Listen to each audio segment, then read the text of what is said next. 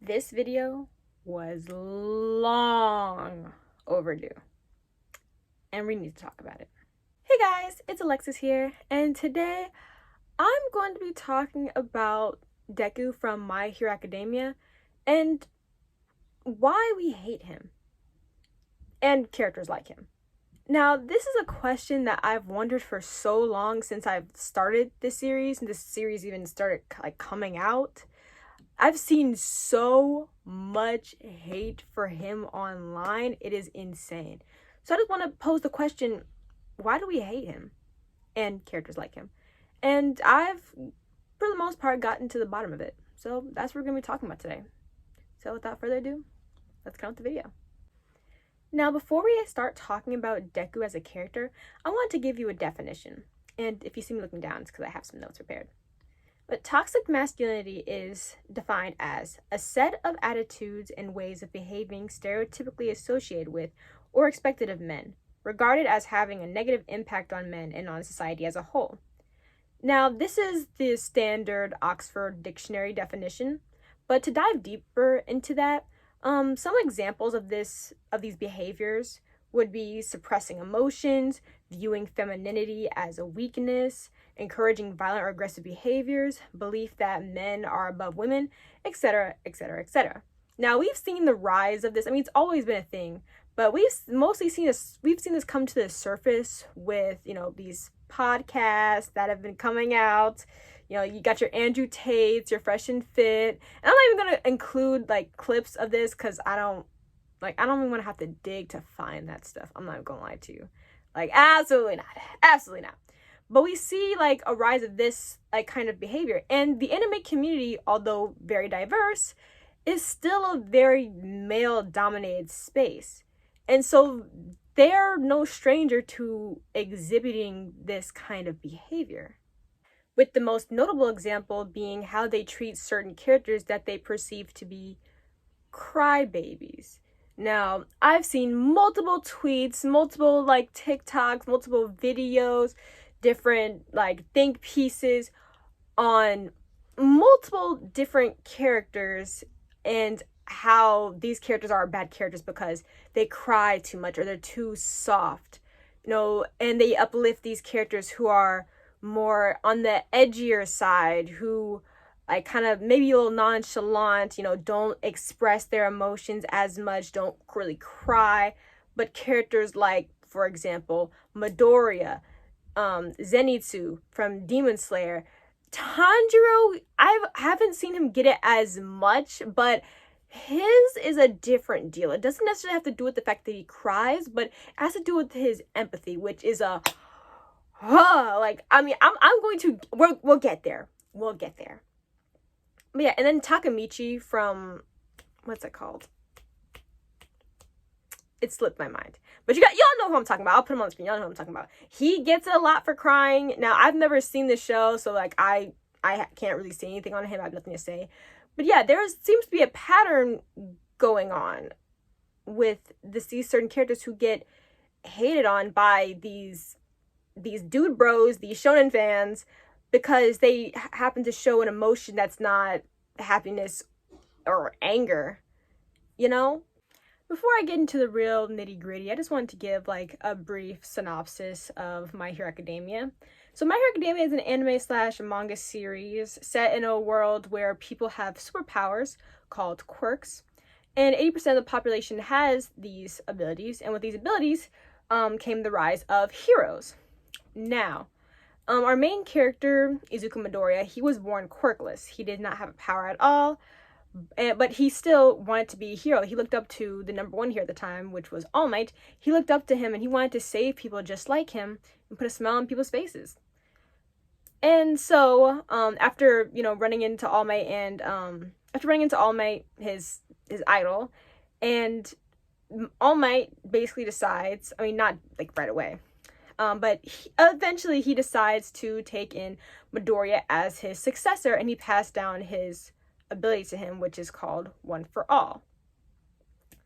But yeah, that's kind of a very brief synopsis about the series. And then now I'm going to start talking a bit more about Midoriya.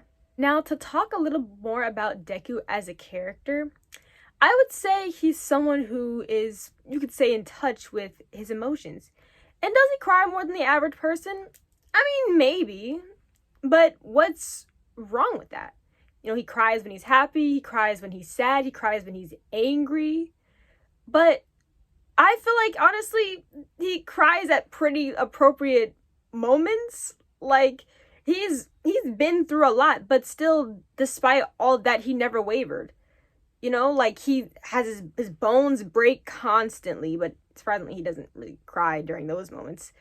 He's an empathetic human being. He cares a lot about the people around him. He wants to save people. He cares so much. He cares very deeply about his friends. He's extremely intelligent. He has a pretty high battle IQ. And just also, he's very strong-willed, very headstrong, strong sense of justice. He does what he believes in, even if it might not be what people want him to do or what people tell him to do. But he still stands firm in his beliefs, and he does whatever he can to help people. And he's not weak either. He's not weak, and people call him soft, but he's not that either. But despite all these traits that you could consider to be, like, manly, people still just see him as this blubbering crybaby when he's not. He's not. Again, he cries, but there's other aspects to his character that make him such a great character. He has empathy for others, even for villains, because he knows that they've had a hard life too. Like, he understands and he can kind of relate to that because he was bullied for being quirkless and was basically told to unalive himself because he was quirkless. But even still, he stood strong and he never wavered. He's a very resilient human being, and I think that's beautiful. But people just kind of push that to the side, even with the cool fight scenes, that the guys like to see, because that's some of that's all, not all, but some of them. Like, I don't want to talk about this, but like, even though that's all I care about, he has cool fight scenes, but no one cares about that. High battle IQ. I know how you love the power scale. But even still, it's just all they see him for is this crybaby, until we get to his vigilante arc, and I want to talk about that. So let's talk about vigilante Deku, and I'm saying vigilante in quotes because technically he has a hero license, so technically he wouldn't be considered vigilante, but you know, whatever. He was on his Sasuke arc, okay. And what happened, this was after he had like a big fight with Shigaraki, and Bakugo was critically wounded, and he saved him. He jumped in front of him to save Midoriya's life. But after all that, because Shigaraki and All For One, who are the two like big bads of the series, they're trying to get Midoriya's quirk, which is One For All. And so they're after him, and because he's at UA, they're going to be attacking UA, and in turn be attacking his teachers, his friends, other students, blah, blah, blah. So Deku decides, like, nah, like, I can't do this, and I'm over it. And he left a note for everyone and decides to leave UA permanently and basically go off, like, on his own. He's trying to lure Shigaraki and All For One away from the school and everyone that he cares about. You know, he's trying to save them. But in doing this, he's closing himself off from everyone else and like distancing himself. And he even has like some of that, even though All Might was like working with him for a time, he even starts like distancing himself from All Might, his mentor. And you would think that's really sad. Like, he's going through like the worst time of his life, and people are praising him. Oh my gosh, people are praising him. Everyone's like, oh my gosh, Vigilante Deku is so cool. Oh my gosh, yes, like, I finally like Deku now. This is why I like Deku. Oh my gosh, he's finally locked in. Like, oh my gosh, yeah. And I'm like, what is wrong with y'all? Like, he's literally going through the worst time of his life, and this is when you want to praise him? Like, because now he's all edgy. He's edgy now, and like not being himself, and now you want to praise him as like, oh my gosh, yes, he's such a cool character, I love this version of him. And it's like, what does that really say? Like, I'm not gonna lie, if I was going through the worst time of my life and people were like, you know what, I really like you better when you're like this, I'd be like, I would unalive myself. Like, I was just so flabbergasted. Like, can you not see how much he was hurting? Can you not see how much he was, like, suffering? Like, there's this one tweet that I saw on Twitter that pretty much, like, sums up everything, like, that I wanted to say. Like, he needed a bath. He was physically tired because when he was, this whole time, like, that he was, like, away, he was, like, fighting, like, some villains, like kind of smaller ones. But he was fighting villains because, honestly, it was basically Apocalypse. He was fighting some villains. He needed sleep. He hadn't had sleep. Emotionally, he's doing terribly because Bakugo was essentially, like, hurt, like, because of him. Like, I wouldn't say that, but Bakugo was hurt. People got killed. Multiple heroes were killed. Like, it's a war going on. Like, he's being chased and he's worried about his friends. Like he's going through the worst time of his life physically, and well, maybe not physically. He's broken a lot of bones. But mentally, he's going through so much and keeping so much inside and distancing himself from everyone. And people are praising him for that. Like, why do praising a man for suppressing his emotions and being distant and edgy? I just, like, I couldn't fathom that. And that's why I really wanted to talk about this, because that just left me so, like, my mouth was, like, agape when that came out, when I first came out, and I was, like, seeing that, and I'm like, he's having a terrible time. No, people are like, oh, I want him to stay this way. No, he needs his friends. He needs his mentor. He needs his mom. Like, that's what he needs. He needs to sleep. He needs to take a shower. Like, that's what he really needed. That's what he really needed at that time. He needed his support. He needed the people around him. Like that just... Ugh, like that's like one of the reasons why I wanted to make this video, because that, just for lack of a better term, that pissed me off. Okay, like, we shouldn't be like, what message does that send to guys? Like, just keep everything inside, like, be nonchalant and just, like, not express your emotion and distance yourself from people. Like, what is that saying? Like, your emotional side, when you're in touch with your feelings, it's bad, but now you're distancing yourself from everyone and suppressing these emotions, and now that's great. Like, now you're, oh my gosh, you're finally a good person now, you're finally a good character now. I think that's a very terrible message to send. Let's talk a bit about Demon Slayer. Now, again, I'm gonna give a pretty quick synopsis. Demon Slayer is about this young boy named Tanjiro Kamado, and his whole family is murdered by a demon. Which the big bad, I'll just tell you, the big bad is Mutsan Kibutsuji, who makes all the other demons, but his family was killed by them, and his younger sister Nezuko was turned into a demon. So he decides to join the Demon Slayer Corps, and he wants to not only fight demons, but also turn his sister back into a human. He wants to find a way to do that.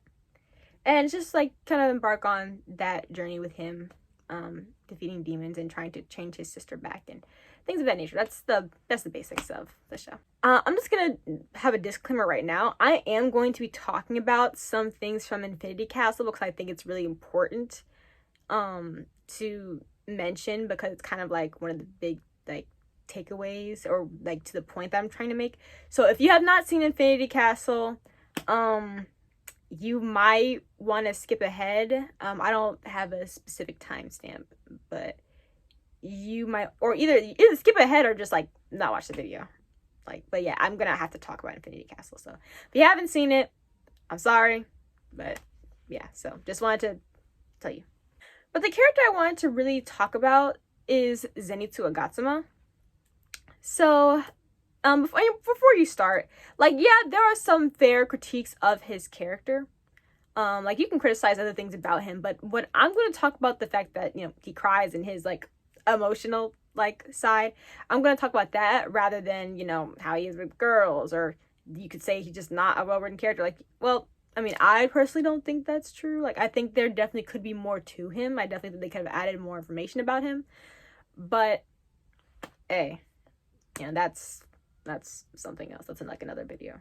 I mean, I'm not going to make that video, but I'm sure someone will. I'm sure someone already has. But I just wanted to let you know that I'm not going to be talking about that. So, Zenitsu, he is, in a sense, kind of, he's basically a coward.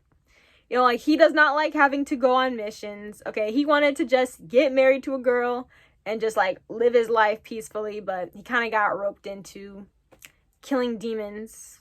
And he's a coward. Like, he's afraid. He cries. He screams. Like, it was mostly, like, in season 1 when he ran away. Like, he ran away in season 1. I have not seen him really do that since. I mean, unless you want to count, the Swordsman's Village arc, where he was traveling with some of the other swordsmen, and he was, like, trying to pull away. It was like, it's too cold! I'm scared! I just want to go home! But yeah, that's mostly what people know him for, being, like, a coward, and he's really scared of killing demons. But when he falls asleep, that's when he locks in and kills demons. It's always when he's asleep. Now, as the series goes on, he starts to do it when he's awake too, especially during Infinity Castle. He was awake the entire time. He was locked in. He was awake. Any other time he's killing demons, he's asleep, but, like, he's become more conscious. Because at first, he's become, like, kind of more conscious of what he's doing in a way. But yeah, he's a coward. He's scared. He hates killing demons. And, you know, he cries a lot and he screams. And a lot of people find him annoying for those reasons. And, you know, that's fine. If you find him annoying as a character, fine, whatever. But again, people get on him a lot for being, like, a crybaby. And here's what I have to say about that. If you had to fight man-eating demons on the daily, not knowing if you were going to live or die, you would react the same way too. You would be just like him. And people be like, no, if I was in Demon Slayer, you know, I'd be going crazy. I'll be killing all these demons. I would do this and that third. No, you would be somewhere crying too. Like, let's be so for real.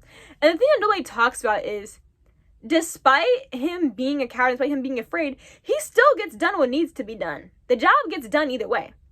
He's afraid, but he doesn't, well,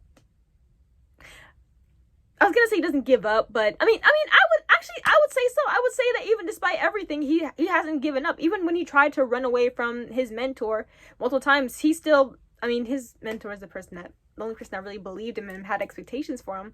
But either way, he still persisted. He still trains very hard. He works incredibly hard. He's also a very kind individual. He protected the box that had Nezuko in it from Inosuke when he barely knew Tanjiro. He barely knew Tanjiro at that point, but he still protected it anyway because he knew that it was precious to Tanjiro, and he could sense that Tanjiro was a good person, had good intention. So despite him knowing that there's a demon in there, he still protected it anyway. Like, that really shows what kind of person he is. That really shows his character. Like, and he's strong too. Like, yeah, he only knows one move, but he's honed that move to perfection. You can know all the forms and still not be good. Like, you can know all the moves and not be good at it, but he's honed that one move to perfection. And I think that's, you know, worth noting. But I don't know, maybe not. What do I know? Now, just like with Midoriya, when Zenitsu was having the worst time of his life, that's when people want to praise him. People were praising him for locking in and, you know, being awake when he was in the Infinity Castle, and he was, again, spoilers, I already told you spoilers, and he was fighting Kagaku, who turned into a demon and became an upper rank. He became upper 6.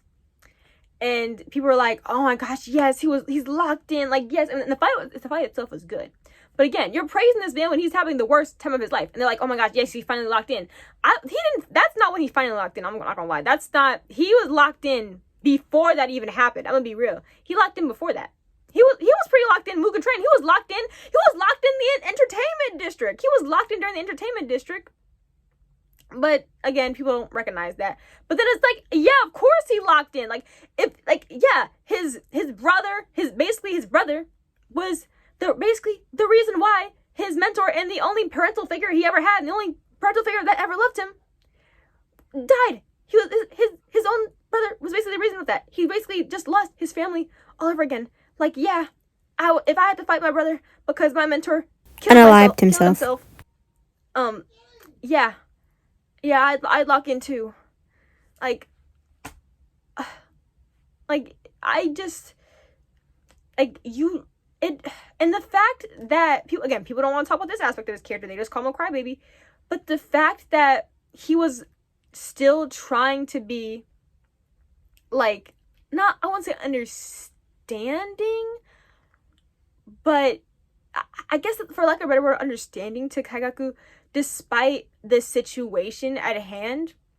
But then after it got to a certain point, even after he got to a certain point, he was like, yeah, I'm sorry, Gramps, but like I tried to get along with him, but I can't do this anymore. Like, no, I have to go all out. I'm sorry. I tried to be nice to him. Like, forgive me. But, and he even called, again, during all of this, the person that Kaigaku hated him. Kaigaku hated him. But despite that, Zenitsu didn't like him either because he's mean to him. But he still looked up to him. He respected him. Despite hating him, he saw him as his brother.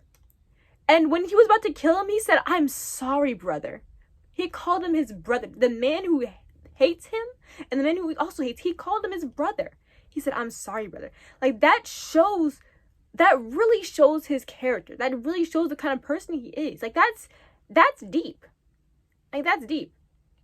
But of course, again, no one wants to talk about that. No one wants to talk about that. It's just crybaby because that's all you see. God forbid a guy have emotions that's not anger. Like, they're praising him because he's angry. Like, yeah, he's angry. Like, they're praising him because he locked in. Like, yeah. Like, obviously, his mentor, like, committed seppuku. Like, obviously, he's going to be very emotional about that. But no, it's because he's finally locking in. He's in his edgy mode. I wouldn't even say he's edgy, but I'm sure that's kind of how other people see it. Then, yeah. Like, now people want to praise him. And it's like, what are we doing here? Like, what are we saying here? Like, what are we doing? Like, it's something, like, you have to have the worst time of your life as a guy.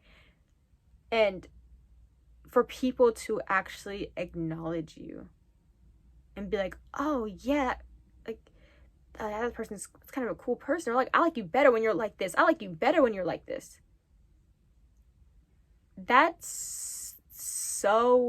message is terrible, especially for men's mental health, since men are already told to suppress their emotions and to kind of have this front, and even to just like either be nonchalant or be angry and be violent. No, it doesn't have to be like that.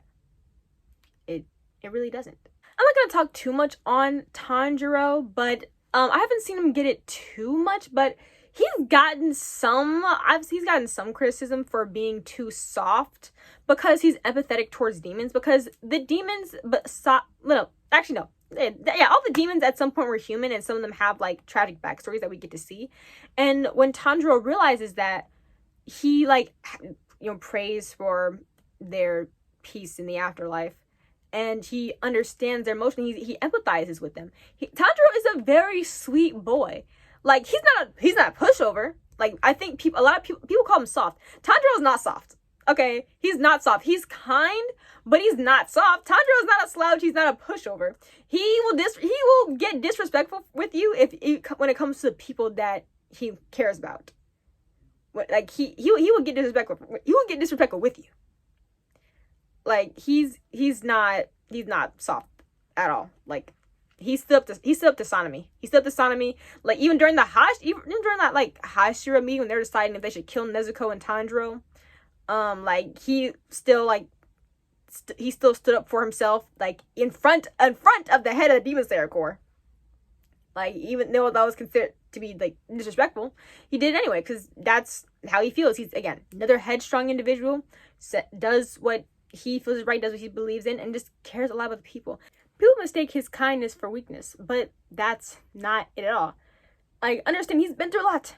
Like, despite everything, despite his whole family being massacred and his sister being turned into a demon, he still remains kind. He still never wavers. He never gives up, and that is beautiful. Tanjiro is such a beautiful character.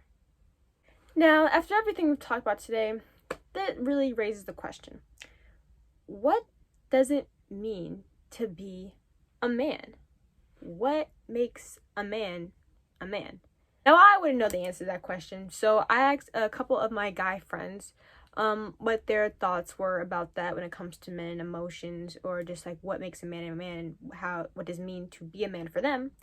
And basically the responses I got were to secure a strong foundation, to be a good role model, to have the qualities of a good leader, and to not let whoever you're leading fall behind. And one of my friends said that as a man, he wants to be a leader, provider, protector. And another one of them says that as a man, he wants to be kind, caring, compassionate, and rational. And those were the responses I got. And you can make of them what you will, but it doesn't always have to mean that you're emotionless. And doesn't mean that being a man doesn't mean that you have to keep your emotions kept down inside. It doesn't mean you have to care about people. It doesn't mean you have to be nonchalant. It doesn't necessarily mean any of those things. We shouldn't criticize guys who may respond differently to things and who may not be what people consider to be your traditional man. I think that the beauty of being a human being, there's a bunch of different people who all have different emotions, who all process things differently, who go through life differently, who feel differently. And can you really criticize someone for having feelings? Can you really criticize someone for that? I don't know. But one thing I will say is that I do think we should get rid of toxic masculinity within the anime community. Because I just feel like there's really no place for it anymore. We have a bunch of different kinds of guy characters these days. So I really just don't think there's much place for that. And also because we have other people within the community that aren't guys. So I think that energy just needs to be put towards something else. But that's all I have for you guys today. So if you like this video, please click like and subscribe. And in the comments, let me know what do you think about these characters. And let me know what you think about toxic masculinity within the anime community. So yeah, take care of yourselves. Bye.